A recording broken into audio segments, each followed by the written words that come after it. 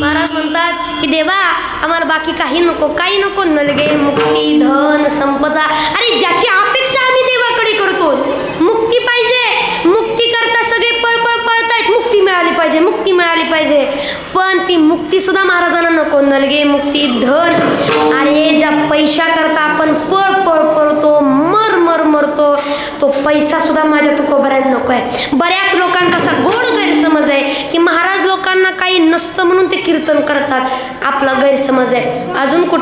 अजून पहा महाराज बऱ्याच ठिकाणी पाहायला मिळेल, बऱ्याच महाराज लोकांच्या घरी अथांग संपत्ती आहे, पण तरी परमार्थामध्ये ते आपलं आयुष्य अर्पण करतात. माझे तुकोबर आहे त्या काळचे सगळ्यात श्रीमंत संत माझे नाथ बाबा, अरे एवढी श्रीमंती होती त्यांची, गावाला पुरणपोळीचा स्वयंपाक द्यायचे. किती श्रीमंती असेल तुकोबरांची, एवढी मोठी श्रीमंती, पण जगाला गावाला वाटून टाकली हो. म्हणून महाराज गरीब असतात या भावनेतून बाहेर निघा. आणि असंही वाटत असेल महाराज गरीब असतात, इंदोरकर महाराजांना जाऊन बघा म्हणजे कळेल महाराज कोण गरीब आणि काय महाराज. आणि सांगेन पैशाच्या मागे आपण पळतो, पैसा महत्वाचा नाही, कारण माणसं महत्वाचे. पैसा काय आज आहे तर उद्या. महाराज तुम्ही असं म्हणता, तुम्हीच दाबून पाकिट घेऊन जाता. हो लय पैशाचं बोलायचं नाही, तुम्ही काय फुकट. पण मी म्हटले का पैसा कमवू नका, पैसा कमवा, पण पैशावर अहंकार धरू नका, कारण पैसा शेवटी आपल्याला कामाला येत नाही, माणसं कामाला येतात. ऐका अगोदर एक वासुदेवाने गोड सांगितलंय, वासुदेव आता राहिले नाहीत, परंतु तुकोबरायांच्या वासुदेवाने आपल्याला ते ऐकायला वाचायला मिळतात वासुदेव. परंतु जुन्या काळामध्ये सकाळ सकाळ वासुदेव यायचे, प्रत्येकाच्या दारात वासुदेवाला माय वासुदेवाला, प्रत्येका वासुदेवाला म्हणून हाक मारायचे. सकाळ सकाळ वासुदेवाचा आवाज कानी पडायचा, आता कोंबड्याचा आवाज कानी पडतो. सकाळ सकाळ वासुदेवाने गोड सांगितलं, वासुदेवाची ऐका वाणी, वासुदेवाची ऐका वाणी, जगात नाही राम दाम करी काम येड्या, दाम करी काम येड्या, दाम करी काम येड्या.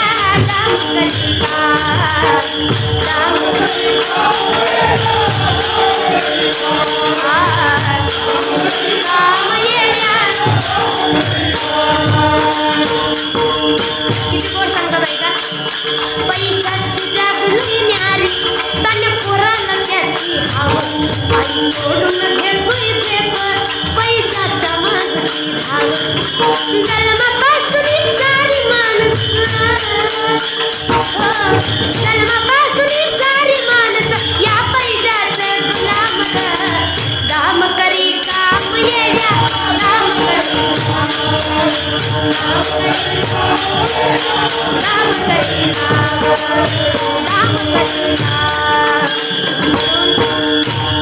पैसा कमवा, पण पैशावर अहंकार करू नका. तो पैसाही महाराजांना नको आहे, कारण आम्हा घरी धन शब्दांची चरत नाही, शब्दाची तसं स्त्रियज्ञ करून आमच्याकडे धन भरपूर आहे, नको म्हणे आम्हाला. म्हणून नलगे मुक्ती धन संपदा सुद्धा नको, संपदा सोडा नावडे मनाला, नलगे मुक्ती धन संपदा. मग काय हवंय, संत संग देई सदा. संताचा सहवास घडला तर जीवनाचं कल्याण आहे महाराज सांगतात. पण संत सहवास घ्यायला आम्हाला पृथ्वी तलाव जन्माला यावं लागेल, परंतु देवा आम्हाला माहित आहे की पृथ्वी तलाव जन्माला आल्यानंतर गर्भाच्या काही यातना आहेत, म्हणून तिथं आम्हाला पाठवताना सुखारूपाने पाठव. अभंगाचं शेवटचं चरण,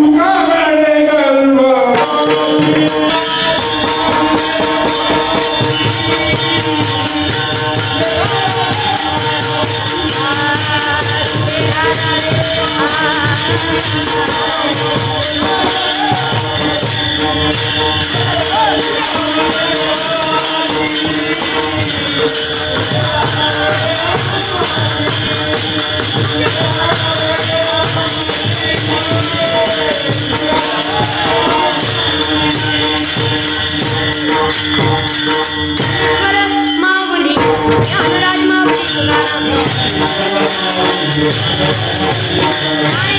माऊली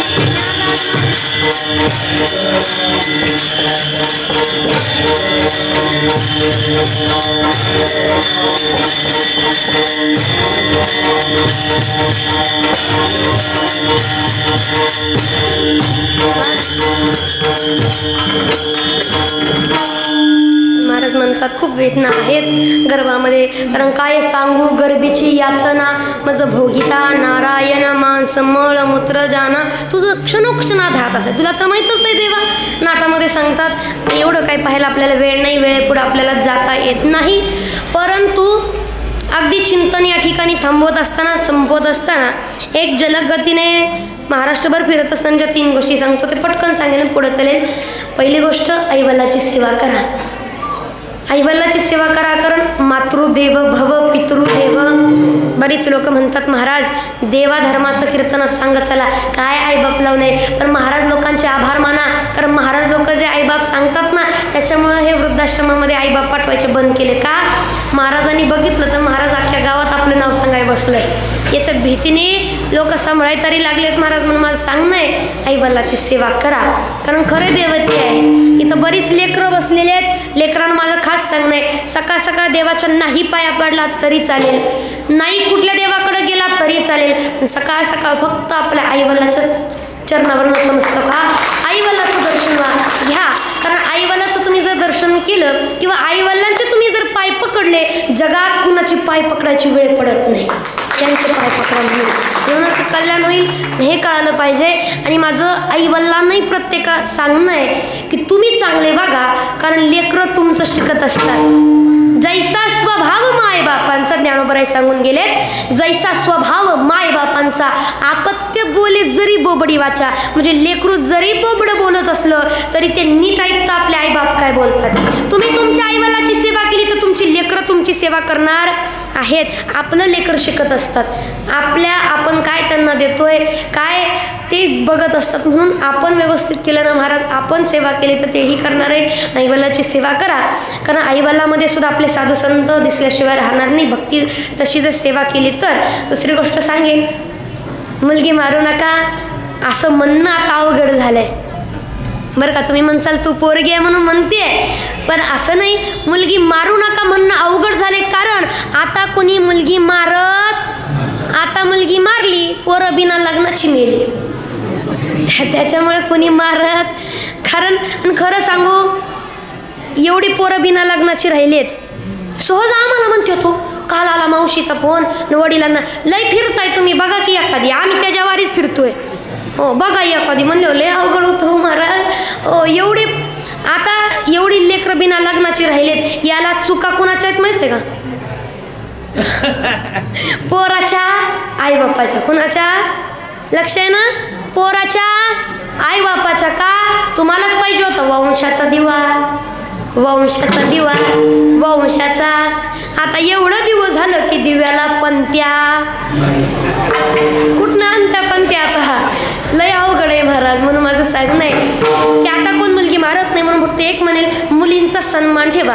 कारण यत्र नारी असतो पूजन ते रमनते तत्र देवता. जिथं नारीचा सन्मान आहे तिथं भगवंत सुद्धा वावरतात, तिथं देव सुद्धा झुकून नमस्कार करतात. नारीचा सन्मान ठेवता आला पाहिजे.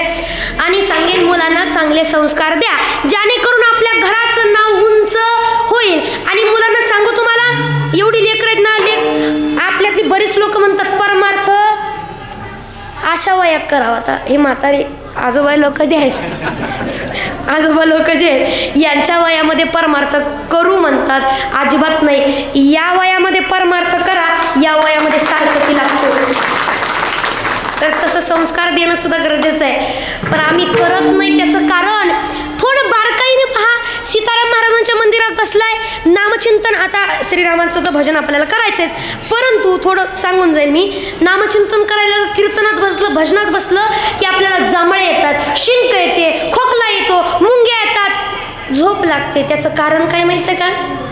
कीटकनाशक जर आळ्यांवरती फवारलं, शेतकरी आजकाल फवारलं, आळ्या कशा करतात?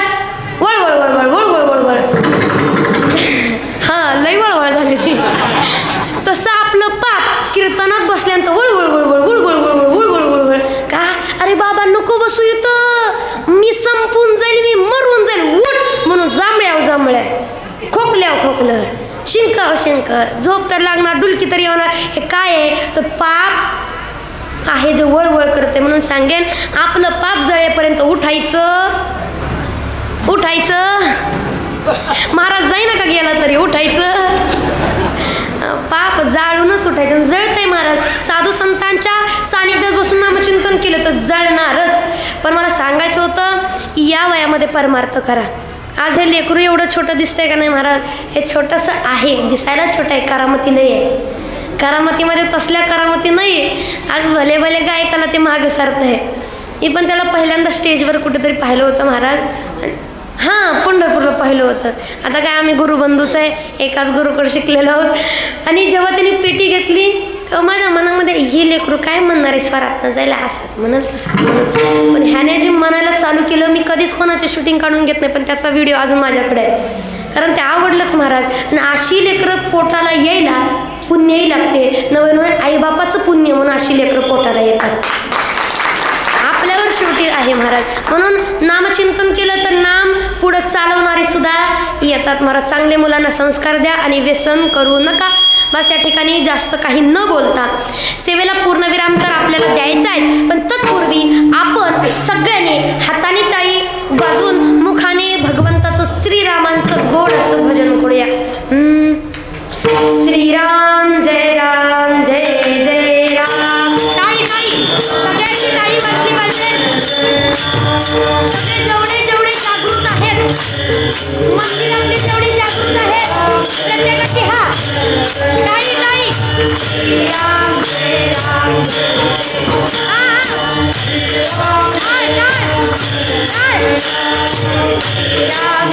टाळी टाळी महिला मंडळ. श्रीराम जय राम जय जय राम.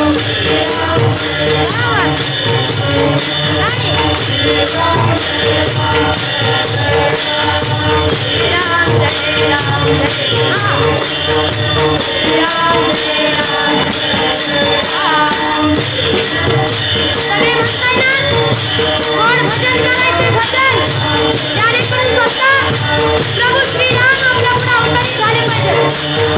श्रीराम जय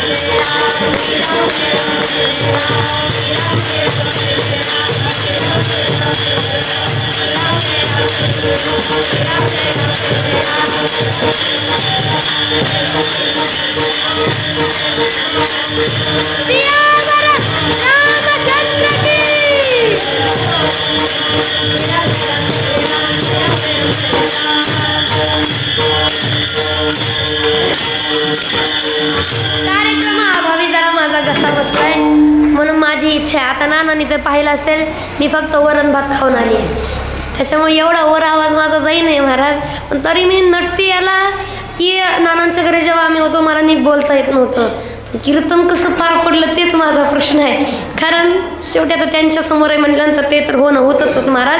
परंतु मला सांगणं असं आहे की मी एकटीचा आवाज काय निघणार आहे, आवाज असा दणकून झाला पाहिजे. एवढी बसलेत ना, एवढे टाळा वाजवतेत ना, असा दणकून झाला पाहिजे की स्वतः आपले सीताराम महाराज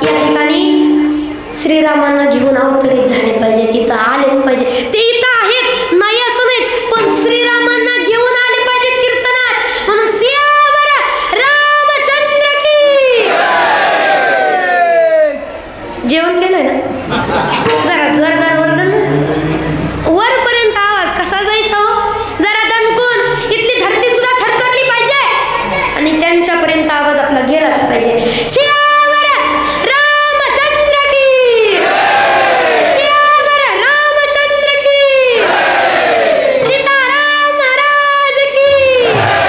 तुकाराम तुकाराम तुकाराम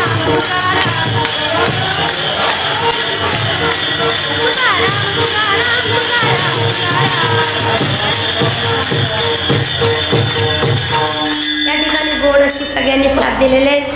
माझ्याकडून एखादा अपशब्द निघाला असेल तर लहान बालक समजून क्षमा करा, कारण बोलिलेले पुरे विडी वाकुडे उत्तरे करा क्षमा अपराध. महाराज तुम्ही सिद्ध लेकरू चुकत असतं. मोठ्या अंतकरणाने आपण सगळे वडीलधारे गुरुजी मंडळी, जर एखादा अपशब्द निघाला असेल मोठ्या अंतकरणाने क्षमा करा.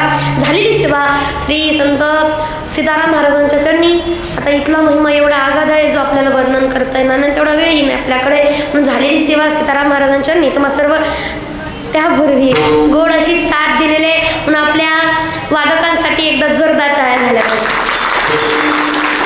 गोड असं वादन या ठिकाणी केलेलं आहे. आणि आपल्या गायनाचार्यांसाठी सुद्धा जोरदार टाळ्या झाल्या पाहिजे. आणि खास कर या बाबांसाठी जोरदार टाळ्या झाल्या पाहिजे. एवढं वय झाले तरी माझ्या मागच महाराज, वर गेली तर वरच, नाही वर वर कर नका बर का.